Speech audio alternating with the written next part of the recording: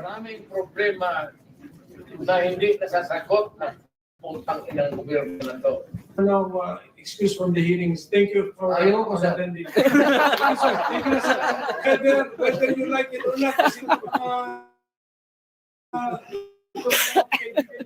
gusto na po kayo Sir, pag wala na question.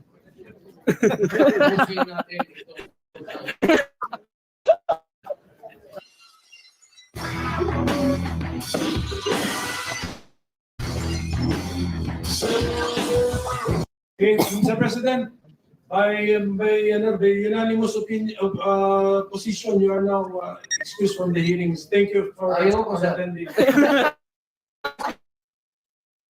Like it or not, kasi gusto na po kayo Mr. President, Mr. Chairman, I think it's majority of the members of this committee. Senator Romero Padilla, Senator Bongo, your story, I would like to we suspend so that the President Ayaw ko kasi there are so many questions that would be left unanswered. we suspend our hearing. Sir, pag wala na question.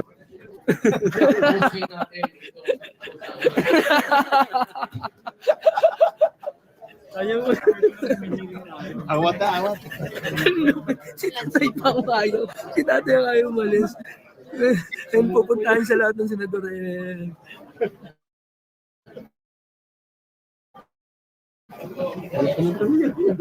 Wala, bahala kayo sa buhay niya.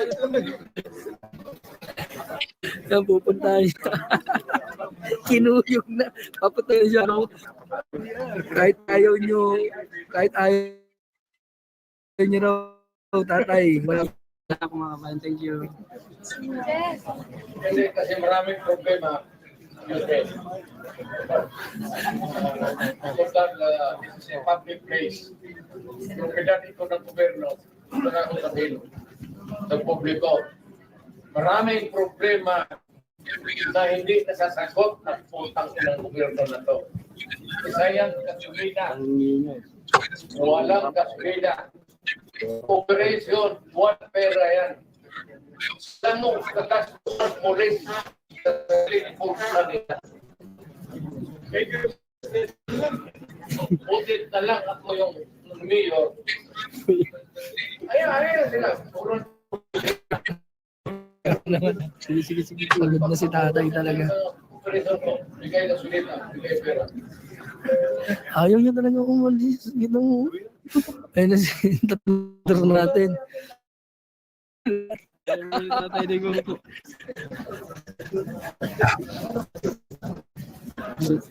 Senado na sumuko yung tatay. Ayan, dito nga ba si Kuya Epe, nandito pa rin hanggang ngayon. Tulak natin maglabas na kayo. Pero ilang pinatay.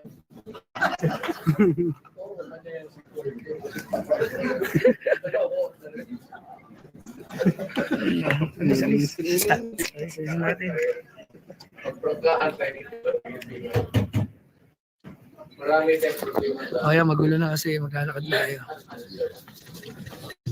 Alam mo,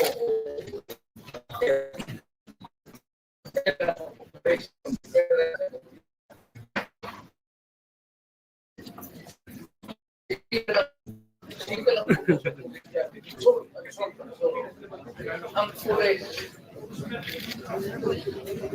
Ayaw ko. Ay, tumayo.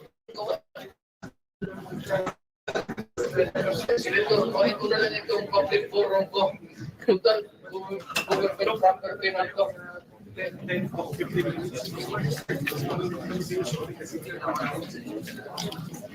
Ayaw hindi.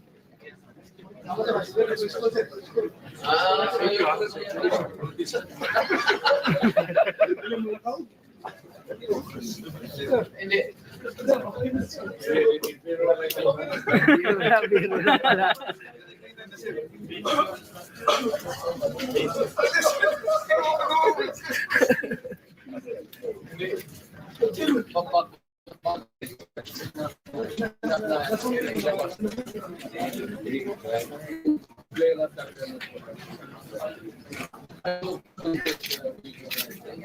hope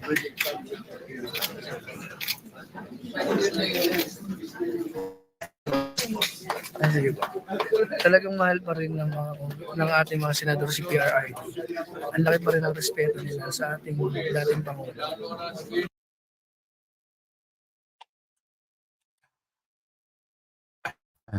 Ibig niyo po bang sabihin, yung Guys, grabe. Salamat nga pala kay old school, no? Dahil kay old school video na yan, old school Pinoy. Old school Pinoy. Magandang gabi sa inyong lahat, guys. Ito na naman si Architect J for Architect J Vlog at ay, nako. Nakakatuwa guys, no? Nakakatuwa. Yung mga banat ni Pangulong Duterte sa Senate. Hindi ako nag-vlog ng mga 5 araw yata, guys, kasi sa trabaho at parang ayokong ang dami-dami kasing nag-vlog, ang dami-dami kasing nag-content about kay Tatay Digong at parang pare-parehas na ang mga content at baka magsawa ang mga tao, ganyan. Pero sa akin, ngayon lang ako nag-vlog at ito lang yung mga gusto kong dito sa vlog ko guys, gusto ko ipakita yung mga behind the scene, yung mga ganun, kaysa sa nung 'di ba? Pero meron pa akong ipapakita sa inyo guys dahil ang topic natin ay etong video nga parang kinuyog na siya ng mga senador para umalis ayaw umalis ni Tatay Digong, 'di ba? Ayaw umalis. Alam niyo guys, pagkatapos nun pala tapos Senate hearing. Kasi natulugan ko na guys yun, nakatulog na ako sa haba ng Senate hearing simula 10:00 hanggang 7:00 yata yun. Parang ilang oras na yun, no? 12 hours na yata yun. Natulog na ako, nag-drive pa ako, nakikinig na ako, nag-drive ako umagap, nag-drive na ako, natulog na ako ng tanghali. Yun pa rin ang pinapakinggan ko. Hanggang umuwi na ako sa gabi, yun pa rin ang pinapakinggan ko. At ito nga, nakita ko kay Old School Pinoy na yung sa behind the scene ni Tatay Digong. Gusto ko pang tignan yung mga video ni Old School no, yung live niya. Kasi ni-live niya ito.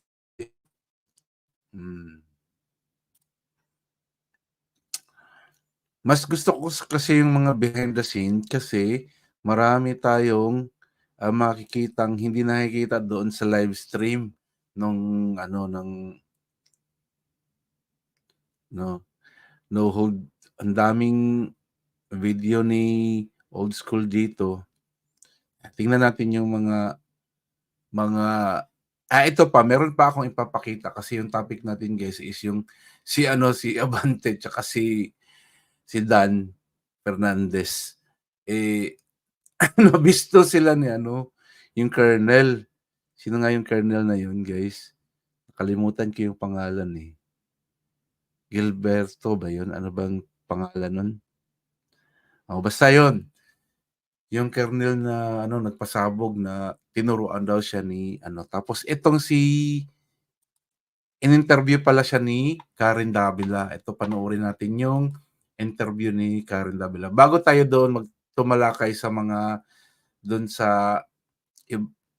kay Pangulong Duterte doon sa Senate. Panoorin muna natin tong interview ni Abante at ni Karen Davila.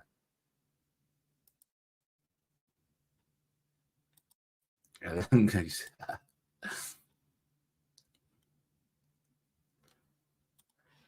Ayan.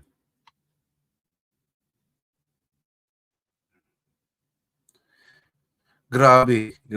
Okay. Sige. Ito. All right, with us now, Coffee House Quadcom and Manila 6th District Representative Benny Abante. Representative Abante, good morning to you. Good morning, Karen. Good morning to all of you there watching this channel right now. Thank you. All right, so let's go straight to the point. Did you and Representative Dan Fernandez instruct Police Colonel Hector Grijaldo to confirm the reward system in Davao, in effect asking him to lie? I already made a statement that there is no truth to the accusations of Candidato that I forced anyone or we forced anyone to sign any affidavit in exchange to favors the possibility of promotion. And that is what I said in the media, Karen. I won't let that go just yet. Yeah. Business and Dan Fernandez's business speaking to a resource person. Why would you do that? We was the classmate of Colonel Garma. Garma asked us if we can talk to Colonel Grijaldo because he has. So, talk to him. But what you did was wrong. That immediately put color and bias into those persons. What is the business? Straight to the face, guys. Straight to the face ni Karen. Ang galing mo ngayon, Karen. Bilib ako sa'yo ngayon, Karen. Karen, hindi ka ba si Gina ngayon? What you did is wrong. Representatives speaking to a police colonel who is meant to be under oath, give his testimony. You should not have spoken with him. Tama! No, he was not under oath in the Senate, yes. But when we talked to him, we were talking to him in response to what Colonel Garma said. No, but in the end, he was going to speak in the Quadcom. They are under oath in the Quadcom, correct? Oh, yeah. So you But speak we never. No, the point is this, Representative Abante. Yes, Do you, in the lower house, do you all speak to your resource persons before they attend the hearing? Not necessarily, but in a way in Is which that the practice in the lower house? Karen, Is it the practice in the lower house that you speak? Sometimes these resource persons would request us to talk to them privately. So we give them some time so we could be able to talk to them privately. But the thing is this, forcing anyone to make an affidavit that will tell them, that will speak lies to them.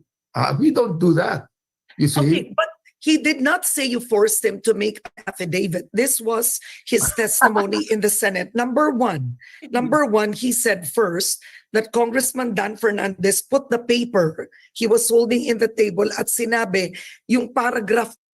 Guys, yung pag-usap mo niyan, alam nyo, hindi naman ako abogado, no? Pero ordinaryong tao lang ako, isang arkitekto. Pero sa mga napapanood ko sa movie, sa mga napapanood ko sa mga dating mga hindi mo pwedeng kausapin yung witness kung ikaw ay isang jury or isang judge or isang kagaya nila, yung nasa, kahit in aid of legislation yan, kahit hindi korte yan, pero dapat hindi mo kausapin in the name na dapat hindi ka maging bias at hindi mo ma-influence yung mga witness kung ano ang sasabihin nila.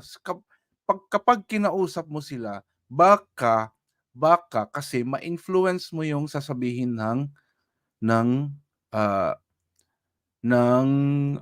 witness or ng resource person pag kinausap mo sila. So hindi na ngayon totoo yung hindi na magiging whole truth and nothing but the truth kasi may influensyahan mo na.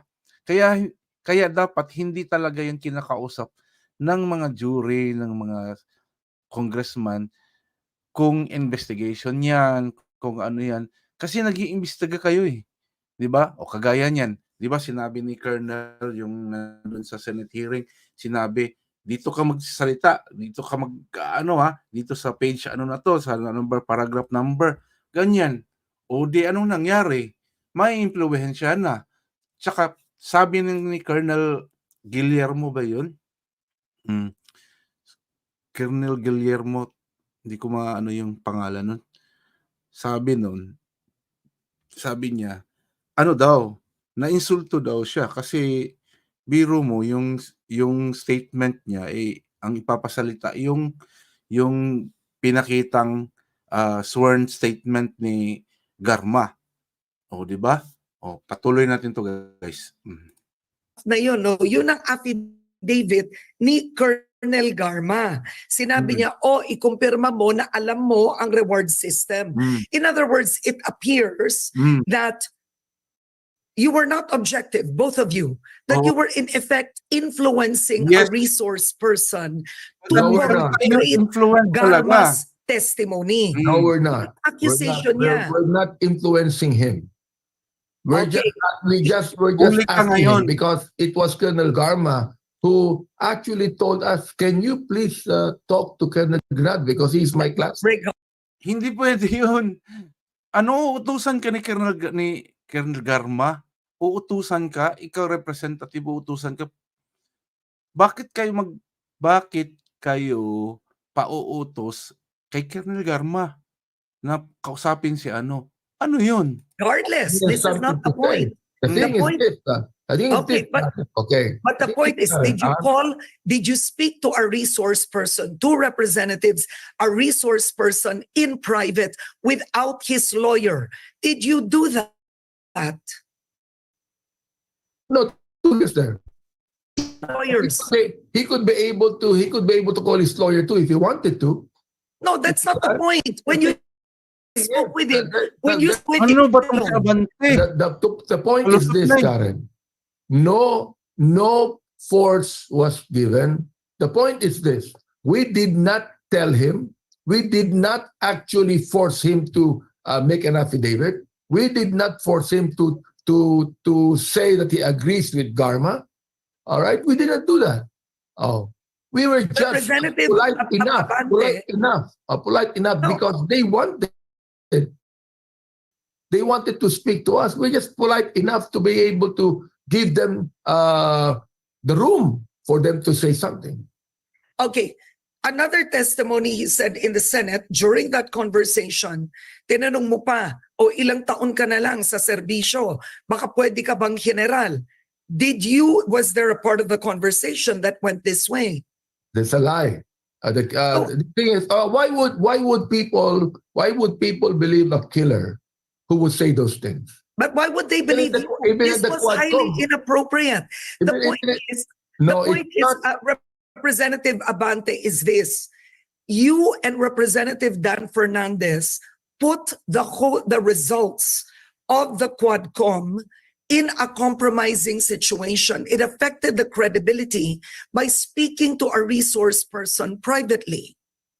I don't think so. I mean, we will still pursue the truth, and that is what we want to pursue the truth on these things. And I don't think that people would just believe a killer telling lies in the Senate committee. Well, don't believe that the previous government used killers to testify. Akala ko ba, hindi kayo judge, hindi kayo jury, nag-ano ka rin, killer yun. Ginajudge yun na killer yun. Akala ko ba hindi kayo judge, ginajudge yun na killer yun. Against former Senator Laila de Lima. That was believed. We're not talking about the previous committee hearings. We're talking about the hearing now. Okay, so my question is this. My question, Hindi na nakukuha yung Representative, point ni if you're saying Karen. why believe the statements of a killer instead of yourself, why even use him as a resource person? If that's your argument, you said he's a killer, he shouldn't be believed. So why believe him in the Quad Committee hearing? We would like to find out the truth. Why is it that Colonel Garma changed their statement? Why is killer it pala that siya? Colonel Leonardo said that there is still a reward system? I mean, Kung kung susundan natin yung logic ni Abante, bakit daw paniniwalaan mo yung killer? Eh bakit mo pinatawag? Kung ayaw niyong paniwalaan yung killer, bakit niyo ginawang resource person kung ayaw niyong paniwalaan? Eh wala palang silbi, hindi pa rin pala kayo naniniwala. Bakit niyo pa pinatawag? Diba? Ano ba yan? We would like to ferret out the truth. Okay. Now I just said, okay, why would anyone believe a killer?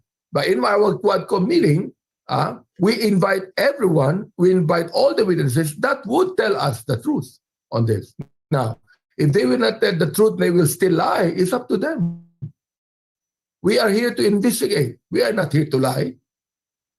At the end of the day, Representative Abante, why should the people believe now that what he told in the Quadcom hearing is true, that he knew of the reward system, and in the Senate, he would lie by saying that he was asked to confirm? Guys, ganito kasi yun. Ang point ni Karen, bakit mo kakausapin yung resource person? Magkakaroon kasi ng bias. Bakit mo kinakausap before sila testify sa hearing ng Quadcom?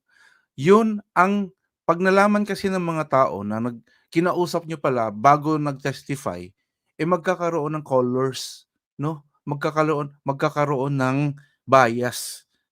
Kasi ang iisipin ng mga tao ay kinausap nyo na pala yan, so meron na palang script. Ganun ang iisipin ng mga tao. Yun ang hindi nakukuha ni Abante. That Karen, that is already expected. I mean, we know for a fact that anyone that would go to the Senate would perhaps change their statement. That is already expected, Karen. But why would he do that? What's in it for him? He's a police colonel. He doesn't want a promotion. If he wanted a promotion, possibly he would have stuck with the story that he knew of the reward system, given the political environment today. But yet he goes to the Senate and risks actually by saying they asked me to lie. I don't know, but perhaps he's there to protect the president. Perhaps he's there to just agree with the president, with the former president. You see, we really do not know. We just know the mind of any person. Anong makukuha niya? To happen, you see. Okay. Anong makukuha ni Kernel? Kung poprotektahan niya si Duterte, anong makukuha niya? Hindi naman siya tatakbo ng politiko. Hindi tama yung sinabi ni Karen na hindi niya kailangan ng promotion. Kung gusto niya promotion, dapat nag-alignment na siya doon sa sinasabi ni Garma. Di ba? Dapat inano niya na si Pangulong Duterte, idiniin na. So walang intention yung Colonel na yun, Guillermo ba yun? Colonel Guillermo na mag-lie. 'Di ba? Kasi wala siyang makukuha pag kumampi siya kay Pangulong Duterte, wala siyang makukuha. So you've denied it, so it becomes he said, she said in this case, he said. But at the end of the day, looking at your actions and Representative Dan Fernandez's actions. Thank you, Karen. Have you learned a lesson not to speak with resource persons before a hearing? Perhaps. Itong pastor na to, congressman na to, ayaw pang aminin yung kasalanan. Grabe, na mali yung ginawa nila. Karen, perhaps in that way, we were taught a lesson. Sa amin lang, we are just giving them room. Okay? Walang anumang coercion dito. Walang anumang promise of promotion dito. We cannot even promise promotion. Who are we anyway? You see, we just want to let the people know the truth about the EJ case. Mas matindi ang EJ case, rather more than any statement of any police officer. Okay, but at the end of the day, by meeting with a witness, a resource person, you have two sitting representatives, you are co-chairman of the hearing. People can perceive that influence. Oo, tama. That's I don't that's think, subtle pressure. I don't think so. That When could be people, perceived as I don't subtle think so. pressure, perhaps, influence. Remember, you are co-chairman of that committee. perhaps some people would perceive that, but most people will not. You know, I'm the chairman of the Committee on Human Rights, and we would like to find out. You see that? Walang mapupuntahan yung argument kung ganito ang kausap mo. Pero si Karen, yung people may perceive that talaga, may perceive that. Kasi dapat yung mga witnesses hindi yan kinakausap ng mga jury or ng mga ano diyan sa committee. Hindi yan dapat kinakausap. Doon nyo kausapin sa hearing, hindi before. Dapat doon sa hearing nyo, during. Tapos dapat para ma-preserve niya yung authenticity ng kanyang ano, dapat walang impluwensya galing sa inyo kahit sa mga abogado. Dapat hindi yun naimpluwensyahan. Yun, hindi na preserve yun, yung authenticity ng ano nila. Kasi nga, kinausap nyo na. That even in a personal way. Kung halimbawa nakiusap yung isang resource person, pwede bang makausap kayo muna? So, we give way. We give way. You see that? We give way. Because Wrong we nga would eh. like What to is know the wrong? truth of the matter. But then, magkakaroon ng pagkakaiba ng statement niya. Well, it's up to him. It's up to him. You see that? Kami lang, Magkakaiba ng statement niya kasi ang aming lang attitude is that hindi naman kami matigas. Malambot din kami na nais namin na malaman ang katotohanan. Kung yung taong yan, nais niya, pwede ba kayong makausap? Gusto niyo Why bang not? mainit, guys? Oo. But you know, coercing a person. But Representative Dan Fernandez was there with you. Representative Dan Fernandez was there with you, right? Yeah. And Colonel Grijaldo's statement was firm. Sinabi niya, he put the paper, he was holding on the table. I believe he said this in Filipino, and he said, this is the statement you'll say. Tinuturo niya yung paragraph. This is Colonel Garma's supplemental affidavit. Just say you know the reward system. Why would he invent that story? Oh. Who invented Karen? niya? We did. Why would Grijaldo invent that story? Okay. Well, I don't know about him. Perhaps you could be able to ask him, why would he invent that kind of a story? See? He might be protecting someone else. No, so you're saying Dan Fernandez did not do that? See, he is one of those that knew the killing of General Barayuga. Oh, Now, I do not Lumipat know ng topic. if anyone would Lumipat ng just topic. look at his statement, he was one of those that are accused in the killing of Barayuga. Yun dapat yung sinabi niya. I was not part of the killing of Barayuga. What he has said. You Hindi see? yun yung point. And the thing is this. Congressman, hindi yun yung... Colonel Garma has a change of heart. Lumiko na She had ng topic. reflection and she said, I now would like to say the truth because the truth shall set me free. Dharma is perhaps he has a lot of things to say. To say, but go against the statement of Colonel Garma. That's a resource person. It depends. You know, it's a matter of by looking for the truth, influence them to speak one way or the other. Because now he claims this is what he's saying. This is what he's saying in the Senate, that at first he refused Dan Fernandez, right? Sinabi niya wala siyang alam sa reward scheme. Tapos, kinausap mo siya pagkatapos, tas dito mo na parang, this is where undue influence could be perceived or pressure. Sinabi mo daw, tinanong mo, ilang taon ka pa? Ilang taon ka pa ba sa PNP? Sabi niya, I still have 4 years before my retirement. Sinabi mo, you can still become a general. Doon niya sinabing, I'm content with my rank. Well, it means if you say something that is pleasing to his... Guys, bago tayo magpatuloy, guys, please like and share and subscribe to my channel, guys. No? At kung gusto niyong umakyat, may invitation tayo dito sa ating may invitation. I-paste ko yung invitation. Ayan. Kung gusto niyo mag-comment about dito, ayan, pwede kayo mag-comment, pwede kayong umakyat. Okay? Administration, ganun ang dating is baka maging general ka pa. Mhm. Talagang mangyayari yan, Karen. I mean, people will always try to excuse themselves or give reasons para baka wala Wala sila na. sa investigasyon, Tuloy ka na para hindi na kasi. maimbitahan yan, para, Naano ka na. para ba, Yung Quadcom, binulabog nitong dalawang to. Kasi epal-epal tong mga dalawang to eh. Kaya nawala ng integrity yung Quadcom na yan dahil sa ginawa ng dalawang to. Kahit ano pang sabihin ninyo, nawala na kayo ng integridad. house, hindi naman nakakatuwa yan sa kanila eh. Alright? So they would do everything they can to excuse. But I think there's a lesson here for two representatives. It's the issue of property. Beyond reproach. We ask our judges, we ask Supreme Court judges to be beyond reproach.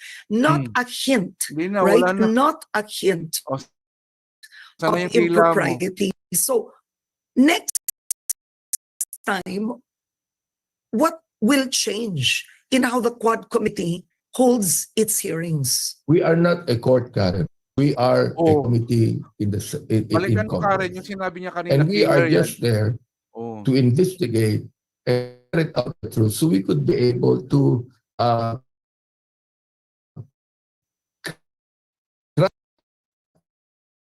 you see, we're not the court. But investigators are also expected to be Yes, beyond but we're not there bias to or prosecute. ignorance. We're not there to prosecute. It is up to the DOJ or the NBI to prosecute whatever they might say. You see that? I mean, Pero kung nag-iimbestiga kayo, hindi kayo dapat magpunta doon sa witness, doon kayo sa hearing mag-imbestiga.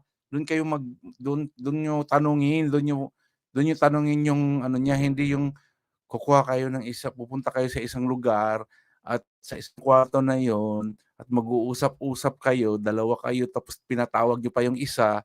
Ayan, hindi na kayo makakalusot ngayon. Huli na kayo, bisto na. ano magagawa namin kung magsisinungaling yan? No, but you don't know Wala anymore. magagawa. The problem now Hindi is yun the yung public point. doesn't know saan Bobo siya naman. nagsinungaling. Sa Yun naman inyo yung or point, sa Karen. Senate. Technically, he recanted his testimony in the Quadcom. That's what he did.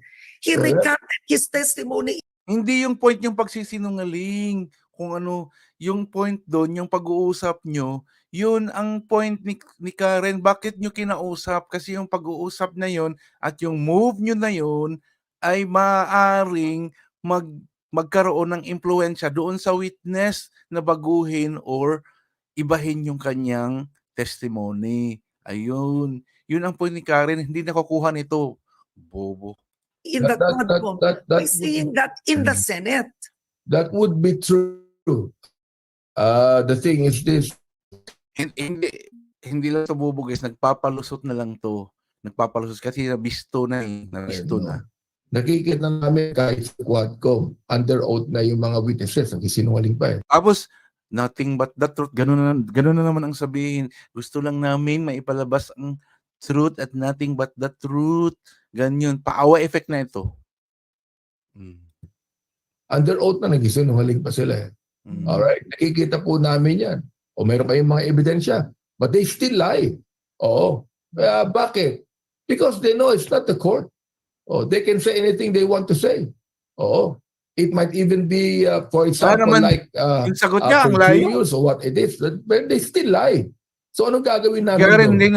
But we're still here. We are still counting that one day, these people like Colonel Garma will Well, you can file for perjury if they lie. Oh. You can You can file for contempt them. contempt if they lie. Oh. We can contempt They us. are under oath. And that's the reason why we contempt them.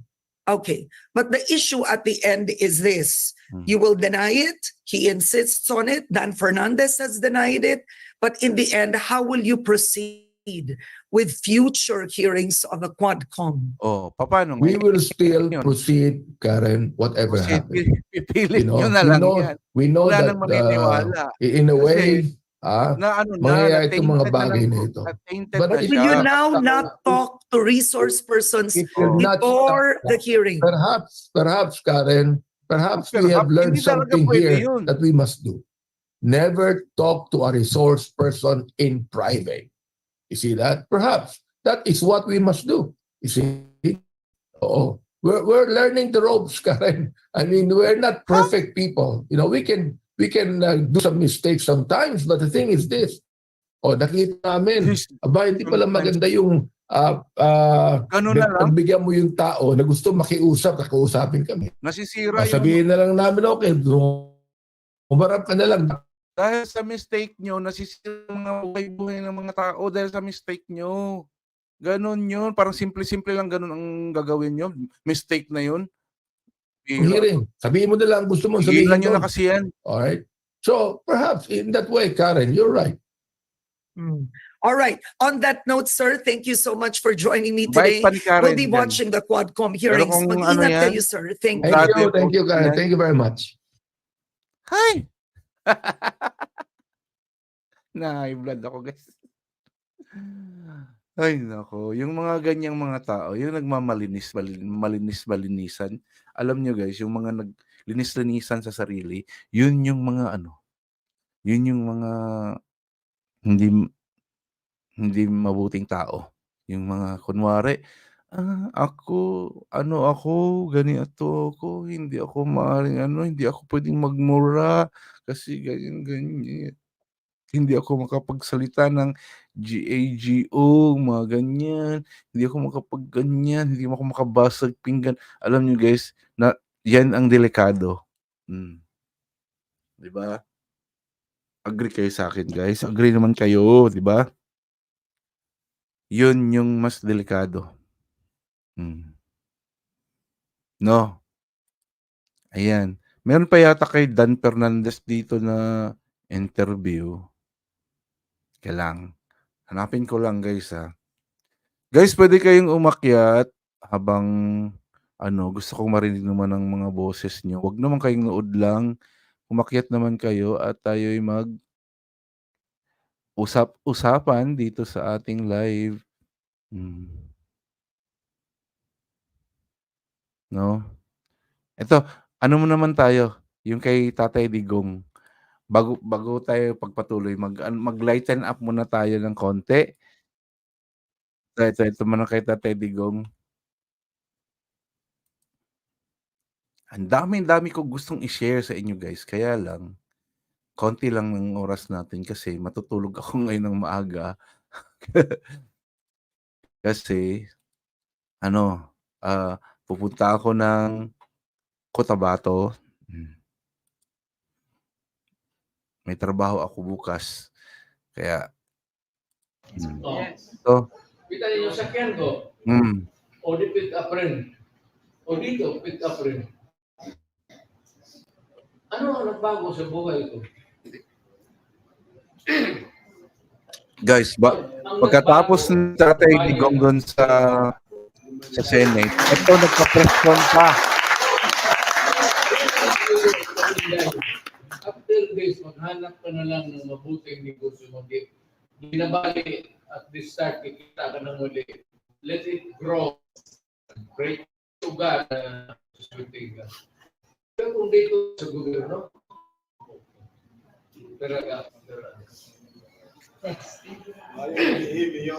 I only stayed sa gobyerno because I enjoyed my trabaho. I was enjoying my work as a prosecutor. In love ako being a prosecutor. Kaya ang tagal ako rin. Ang tagal ako nag-resign. Before really I decided, I have to resign because I have to make more money. Kasi yung mga anak ko, ay yung tuition, kamahal ng pamahal. Last, madam. Yes, magandang gabi po, mahal na President. Yes, Itatanong ko lang po kung ano po yung masasabi niyo regarding po doon sa pahayag ni Mayor Mabilo.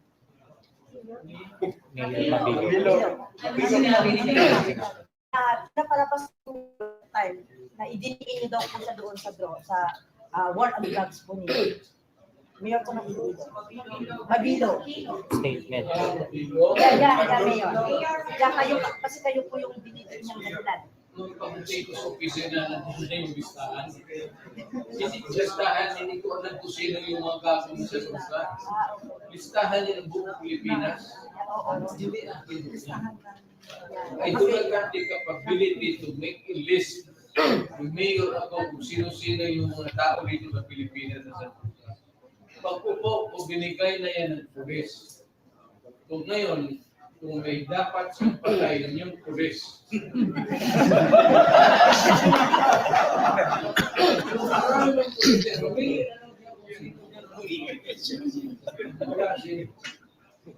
Thank you.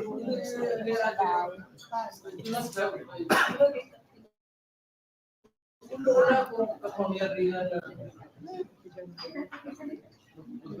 ng listahan ka. Okay, sir. Last. Kasi mo, Yes, sir.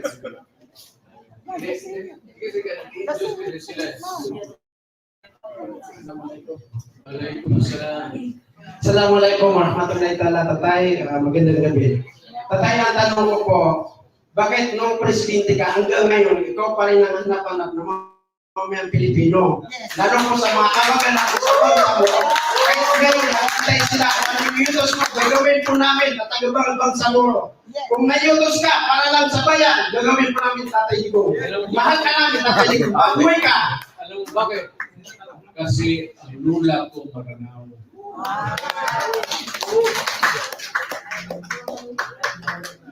Sige, ma'am, Ingrid, tapos si Madam. Ayun po, yun pa rin po magandang gabi po sa tatay dito. Ayun pa rin po ang tanong ko, bakit yun yung sabi ko kay Sir, bakit hanggang ngayon, mahal ka ng taong bayan? Sabi ko, baka ginagayuma mo yung mga tao.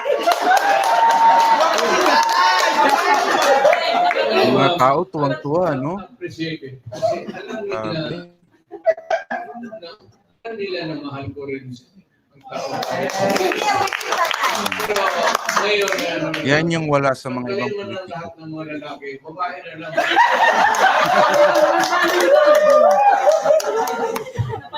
Napanood lang po namin kayo kanina sa Senate hearing sa TV. Natulog po ako. Tumakbo pa ako. Kita nyo naman nakatsinelas na ako. Sa pagmamahal po namin sa inyo. Yes. Kahit anong nangyari. Ang goal ko, Ano po kami? yan lang ang connection ko sa muro. Si Tony Textile. Tuwang-tuwa ito siya. Pwede ka, acceptable ako sa muro kasi alam nila. Yes po. Kaya po tayo bigyan ng Balsamor dahil po sa inyo, download po namin sa inyo tatay. Kasi muro, may muro ka muro ka na. Allows to speak total. People is not too total. Hello, may foreign na kaya. Yan, no?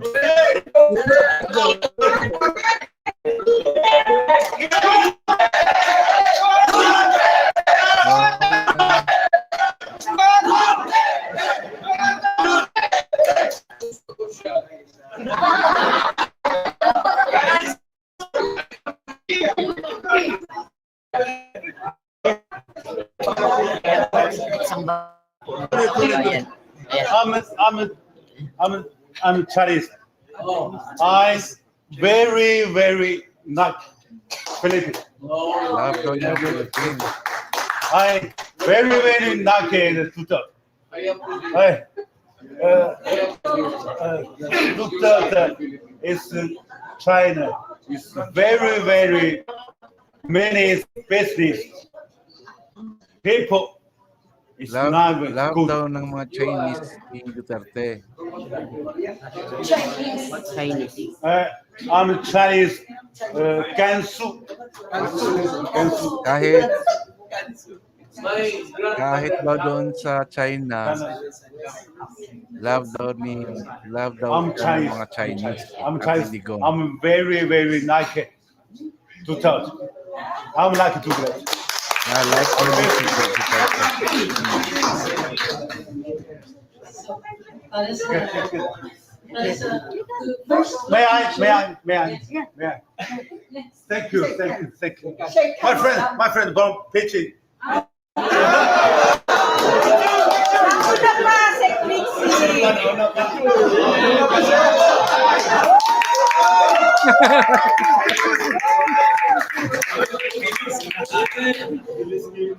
Nauna ka pa, ha? Nauna ka pa sa akin, ha?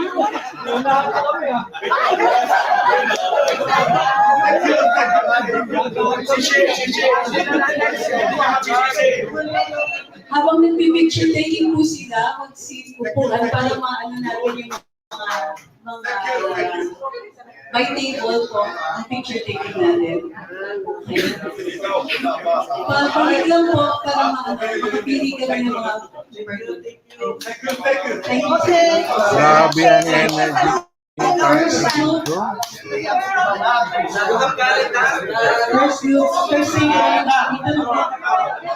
Grabe ang energy, guys. Grabe.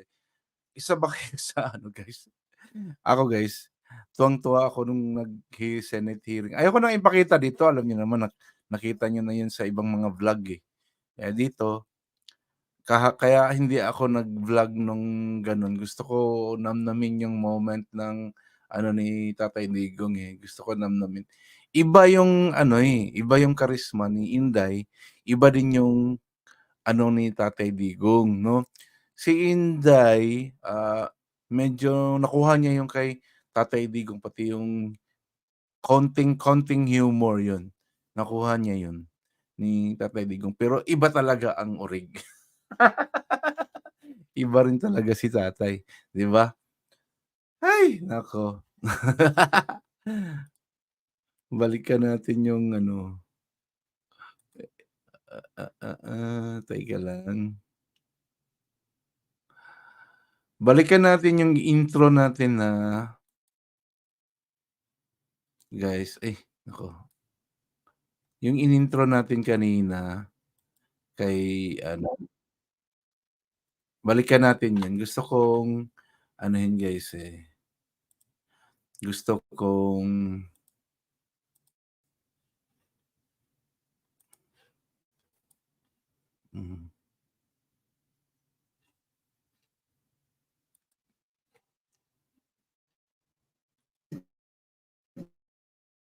Na hindi nasasagot ng putang ina ng gobyerno na to. Ayan. Thank you. Ayaw ko sa attending. In-excuse na siya. Ayaw pa niya. Gusto na po kayo kasi pag wala tayong question.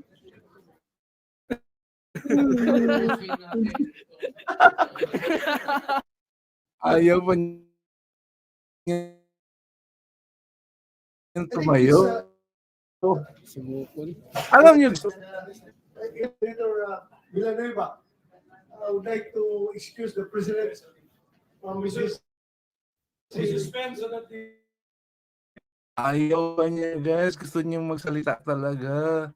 Alam niyo kasi sinabi niya, hirap daw kasi pag biyahe siya ng biyahe, magastos, wala siyang pera. Pagkakataon na to para makapagsalita siya, yung forum na yan. Kaya gusto niyang magsalita. Dito. Ayaw niyang paawat.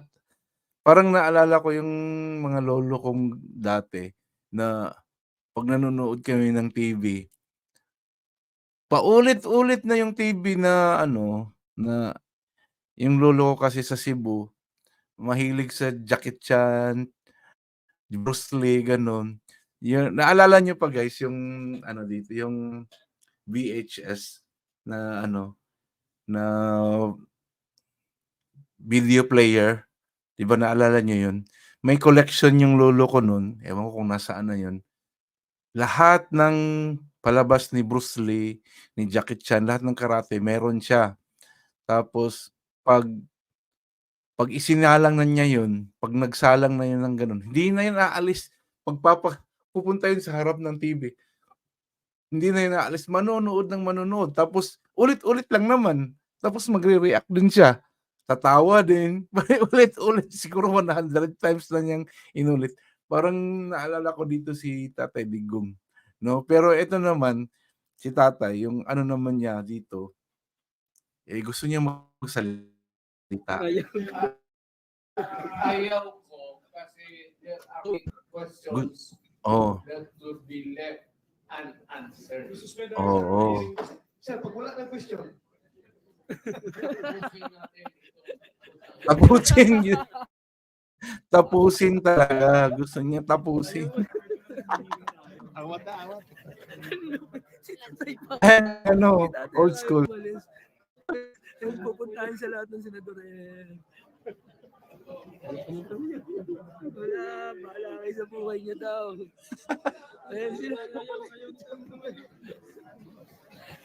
O, pinuntahan na siya ng mga senador. Inawat na. Ay, si Belica. Belica ba yan? Kahit ayaw Yung nyo, nakatayo. Oh, kahit ayaw Greco nyo raw, Belica. tatay, wala ka na magagawa. Ihilahin ka na nila.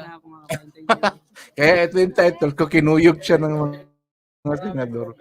Kasi ayaw niyang paawat. Ay, sa public place. Sa publiko. Maraming problema O, ayan. na hindi nasasagot ng putang inang gobyerno na to. Ayan. Isayang gasolina. Walang gasolina. Operation, walang pera yan. Alam mo, kagastos ng polis sa sarili nila. Please natin. Kay tatay. Ano rin? Nilapitan na siya.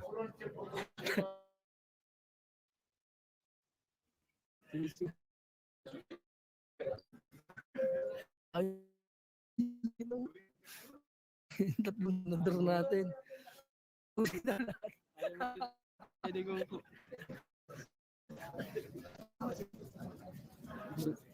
Senado na yung Ayan, kita nyo, si Pepe, nandito pa rin. Ngayon. Maglabas na kay tanong ilang pinatay.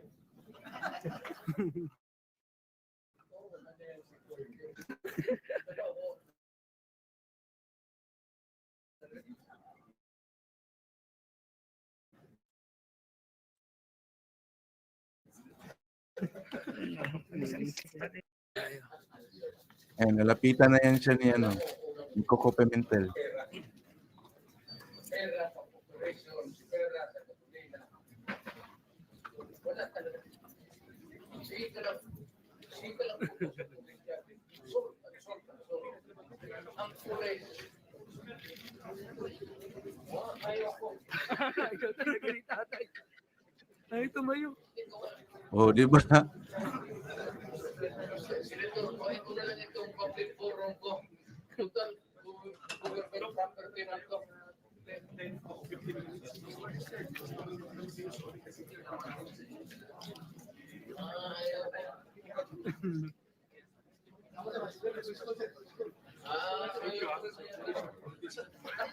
May isang anggulo pa dito. May isang anggulo pa.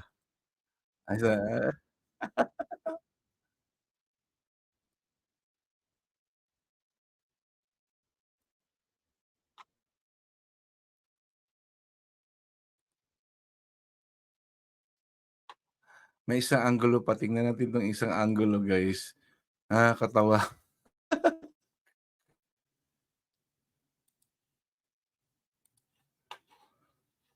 Ayan, ito. Isang anggulo pa.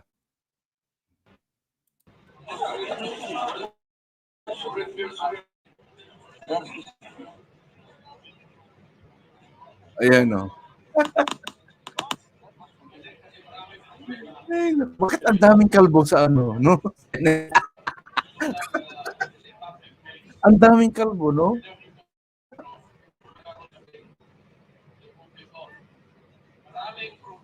Kung si Tatay Digong, no, hindi pa kalbo. No? Ang tanda pero hindi pa kalbo.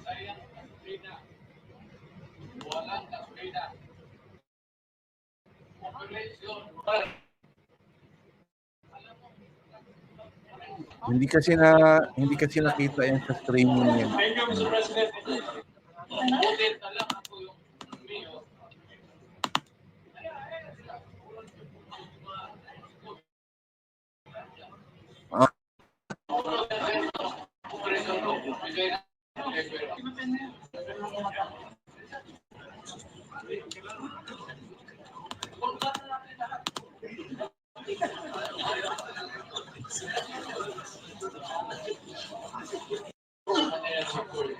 Yung nilapitan nga ni Charlie Coco Pimentel dito. Yung chairman. Ayan, nakita na.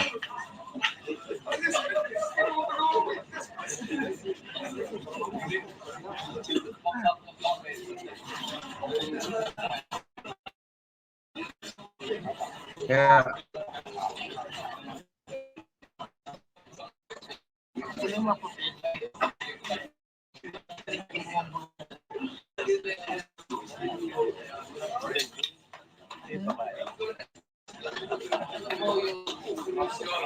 yan, tumayo na.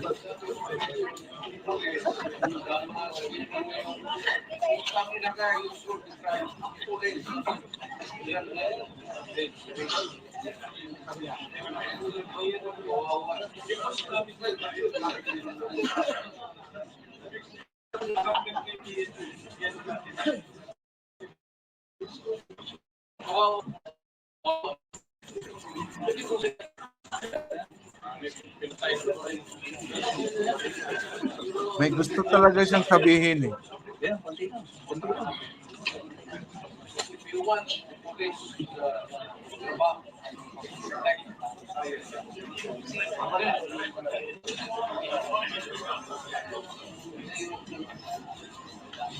Namimiss rin to ni tatay eh, ng mga ganito eh. Kaya ayaw tumigil eh. Namimiss din niya to.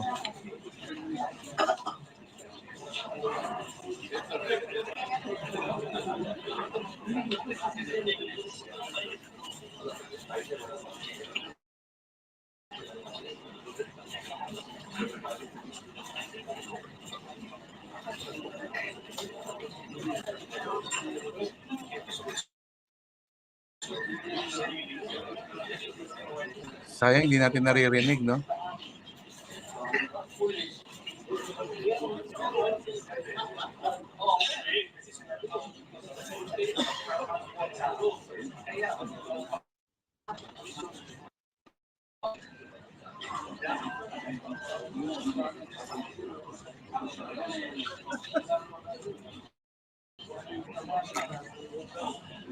Ang tagal, tumayo na lahat.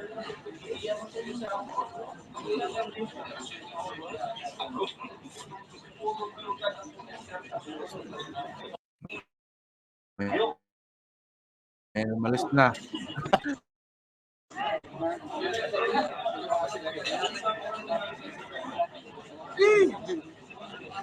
Kasi Miguel Gaya.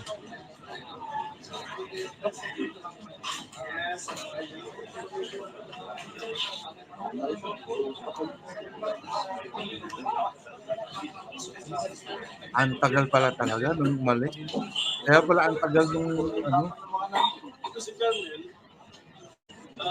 Ayan si Kakakan. Siya Kakakan. Sino nga yan? Sige pala yun. Sino nga yan?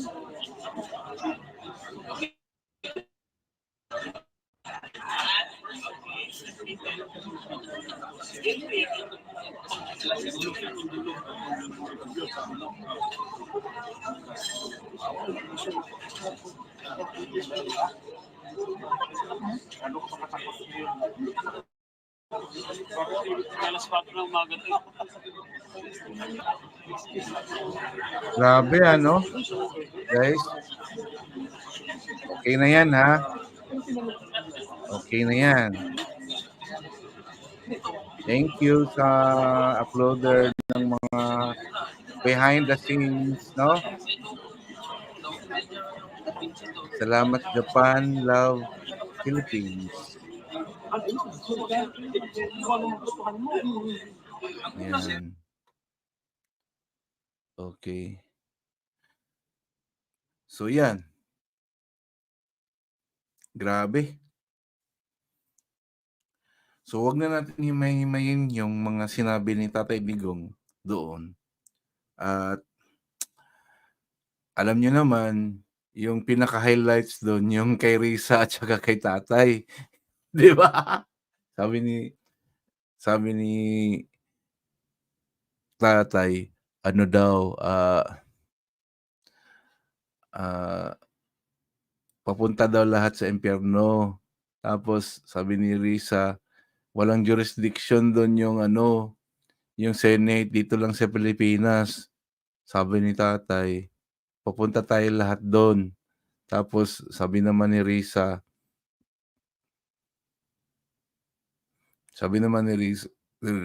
wala akong pangarap na pumunta doon. Sabi ni Tatay, hihilahin ko kayo, hihilahin kita, ma'am.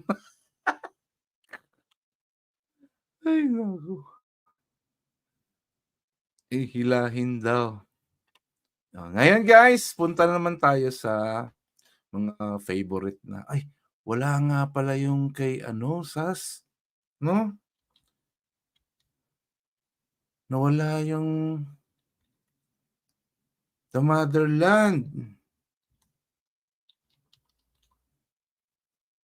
Na-delete yung The Motherland ni Ma'am Sas. So kay Joey De Vibre na lang muna tayo, no? Tsaka kay Joey De Vibre na lang muna tayo. Teka lang. Napin ko lang.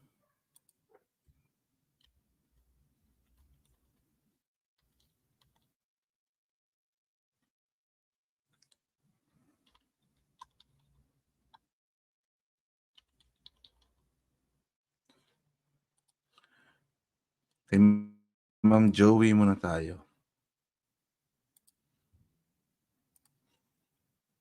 Ma'am Joey, ano yung mga post mo ngayon para ma-update natin dito?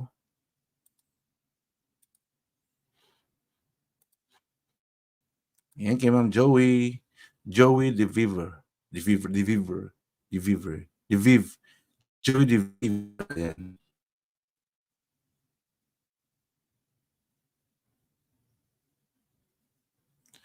So, Eduardo Chico, from objective, ito yung may post siya dito. They know their arguments will not stand before the proper court. Kaya hanggang trial by publicity lang sila. So, may post dito si, basahin natin tong kay, pangalan nito.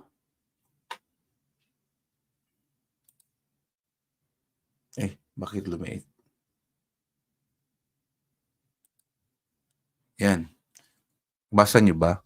Eduardo Chico, from an objective standpoint, former President Duterte is way smarter than what most detractors give him credit for. The hearing this afternoon is a case in point. Sabi niya, huwag niyo na idamay ang mga pulis. Totoong may death squad pero ang kasali mga kriminal.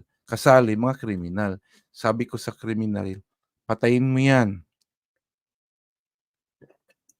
Hindi, ikaw ang papatayin ko. Why is that clever? Una, sinabi nga yan ni Pangulong Duterte, no?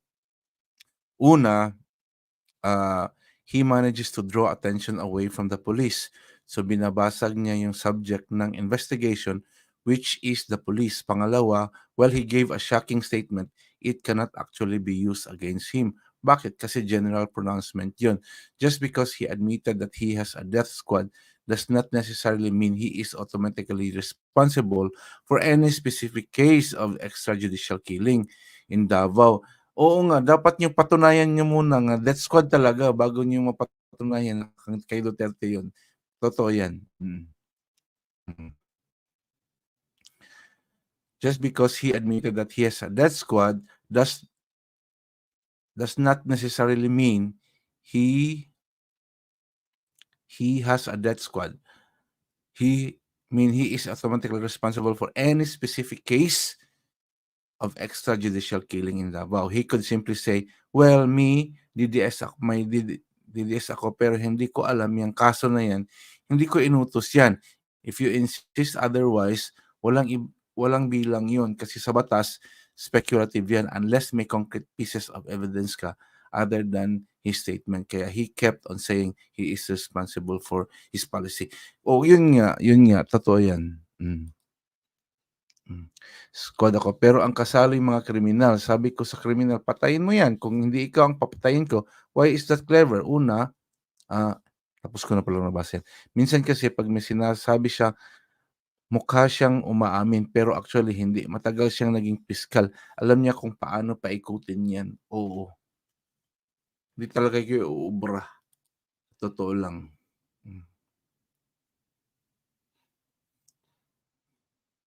May post pa si Ma'am Joey dito.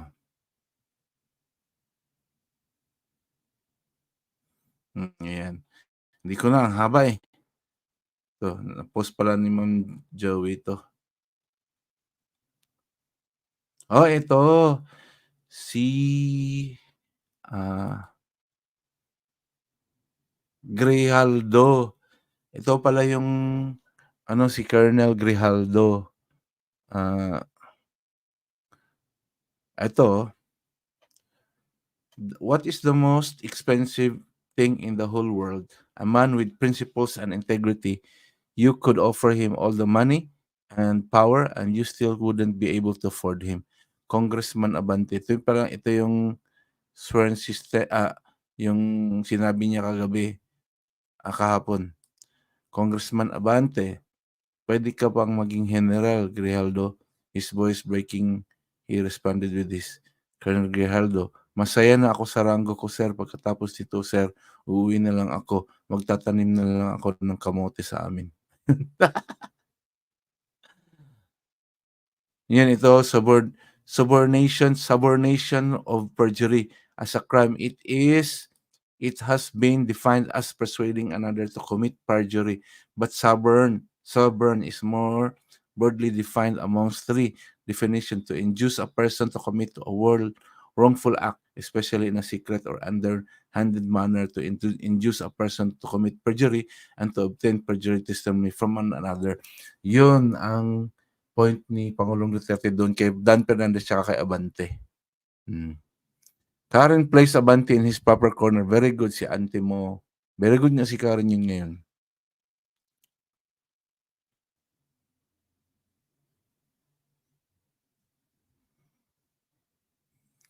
May comment dito isa, pinull out na ng US ang funding para to destroy Duterte at nakikita nila na walang magandang papupuntahan kapag tumagal pa si Marcos, walang investor na pumapasok at hindi safe na ulit at pa-election na at sure win na si Trump. Kawawa nito si Marcos kapag mapagtripan ni Trump.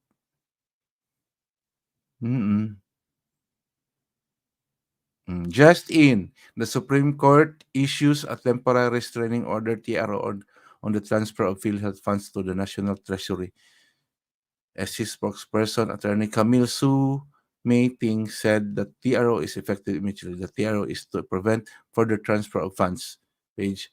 Oo nga, grabe yun guys, no? Tinransfer yung ilang bilyon doon sa gobyerno. Ito, maganda. Batulog natin lahat kagabi. Siyempre, sobrang ganda ng tulog natin kagabi. No? Kasi excited tayo sa ang saya-saya natin. Ito, panoorin natin to guys.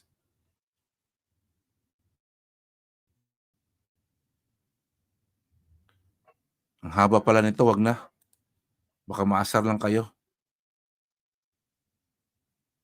Yan mga post niya. Ito, pakinggan natin yung ni. Allow me to read, Your Honors, my affidavit. I, Police Colonel Hector U. Grijaldo, third level officer, presently assigned at Personal Holding Administrative Unit, Camp Quezon City. After duly shout out. under oath and in accordance with law, to hereby depose and states that Sir J, hope you that I've been dedicated to public service for almost 30 years. And since I took my oath as cadet on June 1, 1995, on October 16, 2024, I was again invited as a resource person in the 9th Joint Public Hearing of Committees on Dangerous Drug, Public Order, Safety and Human Rights, and Public Yan yung Accounts of the pasabog House of kahapon, guys. Representatives scheduled on October 22, 2024 at 9:30 a.m. I, together with other invited PNP personnel, attended the joint hearing in the House of Representatives. After I answered questions related to Kumusta kayo, Ma'am extrajudicial Eleanor? killings and the reward system, I was approached by a security personnel while I was seated in one of the witnesses during the hearing. The said person told me that I was summoned by Congressman Dan Fernandez. I went out of the room with the security personnel. Yung pag-summon pa lang When we were outside, he told me to go to the may left talagang corridor pakay na and yun. proceed straight to the end room.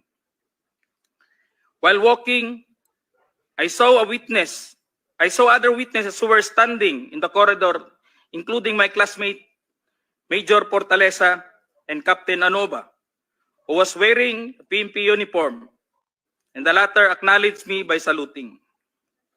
When I entered the room, I saw 2 lawyers of Police Colonel Garma standing inside the room. One of the lawyers approached me and then asked me what we are going to talk about. I said, I do not know. After a while, Kong Dan Fernandez entered the room and he asked me to sit beside him on his right side. And then Kong Abante entered the room, sat far end of the chair on the right. One of the lawyers of Police Karma stood near at my back. Kong Dan Fernandez put the paper he was holding on the table and told kayang me, ginagawa nila ngayon, no? Sasagot. ito ang sasabihin Paano mong kaya nila statement na sasagutin? ito.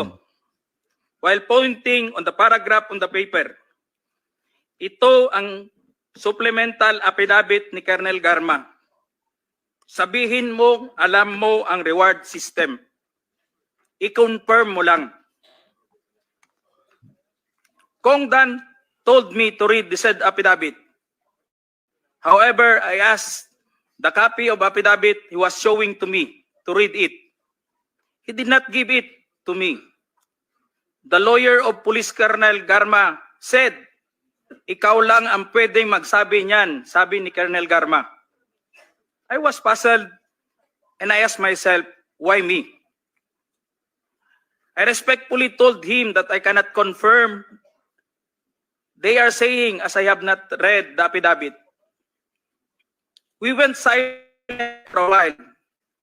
And then Kong Dan Fernandez said, while holding the affidavit, saan ka pwede? Dito, noong 1999, about DDS, alam mo to, pulis ka na sa Davao nito. I politely told him that I was not still with the PNP because I was working with the Bureau of Jail Management and Penology in 1999 that time.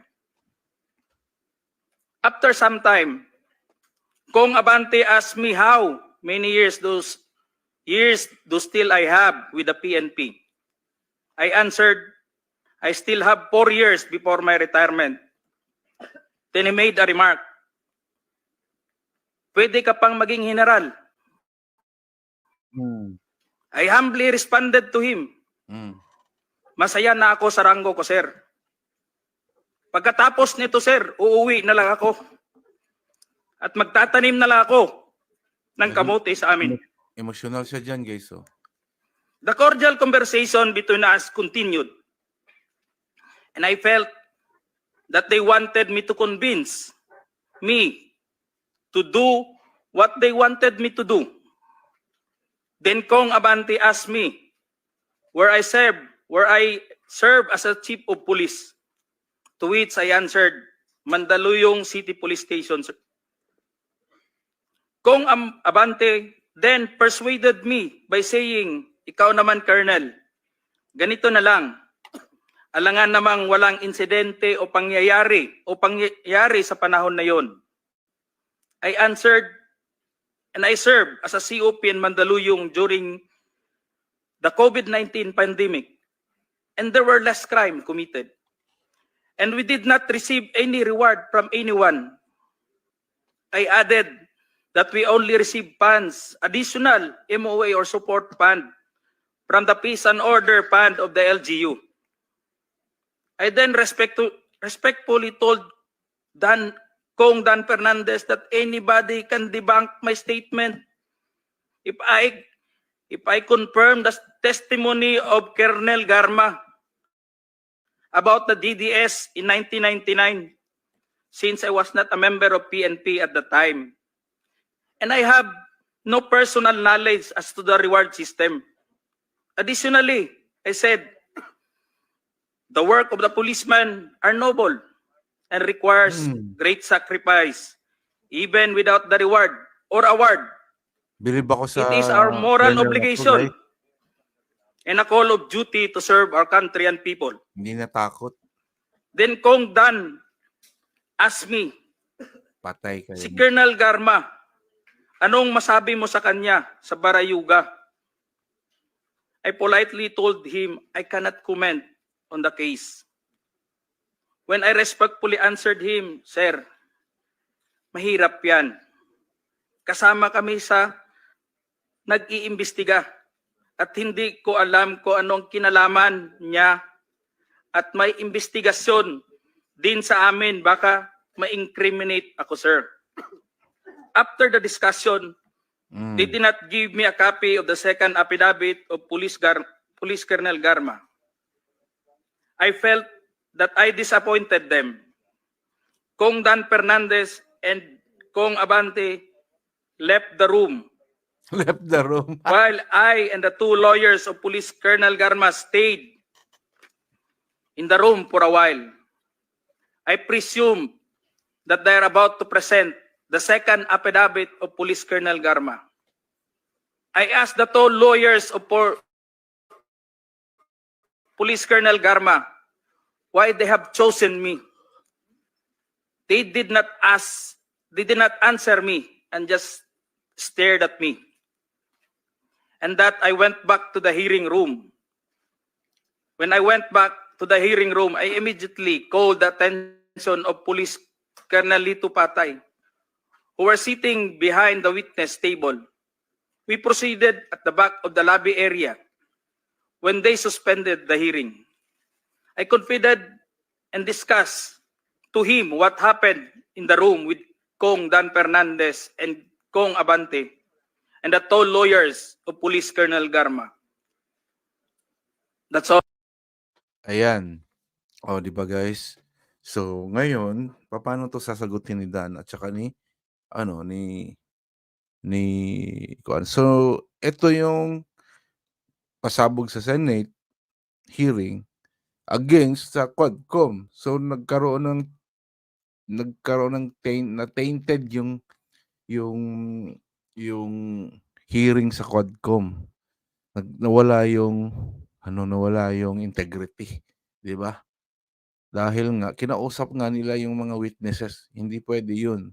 Magkakaroon ng bad impression 'yun sa mga tao. Ito 'yun, guys, si Risa na hindi mapupunta sa impyerno. FPRD, you make your own history in this planet. Ang gusto nilang mangyari. Doon sila sa impyerno at doon tayo magkita. Risa, Mr. Chair, wala namang jurisdiction ang Senado sa impyerno. Dito lang sa bansa natin. Pwede mag-investigate. PRD, doon tayo pupunta, Risa. Wala po akong ambisyon pumuntang impyerno. Si Duterte pang natatawa. Hihilahin kita, ma'am. Ay, naku, grabe. So ito last na. If all Filipinos can love our country and our people have as good as PRD, thus we may have a chance. Oo nga, no? Kung ganito lahat ng mayor, naku, ang ganda ng bansa natin, no? Ang ganda. Okay, guys. Ayan. Duterte pa rin. Duterte pa rin. Yes, yes. Ayan. Thank you guys sa panonood sa aking vlog tonight. At hanggang dito na lang guys. Ma'am Eleanor Reterba, thank you sa panonood. Maraming salamat sa inyong lahat. Magandang gabi. So, pa rin si Architect J for Architect J Vlog. Bye-bye.